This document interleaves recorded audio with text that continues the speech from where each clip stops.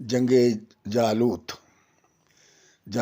13ویں صدی میں منگولوں کی دہشت سے دنیا کانپ رہی تھی۔ یہ منگولیا سے نکلے تھے، چین، وسط ایشیا اور ایران کو رونتے ہوئے آگے بڑھتے چلے گئے اور کہیں بھی شکست نہیں کھائی۔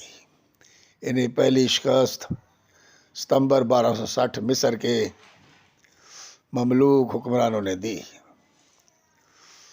یہ جنگ موجودہ فلسطین کے مقام عین جالوت پر لڑی گئی، جس میں سیف الدین قطز اور رکن الدین بیبرس نے منگولوں کو ایسی شکست دی کہ اس کے بعد انہوں نے پھر کبھی مصر کا رخ نہیں کیا۔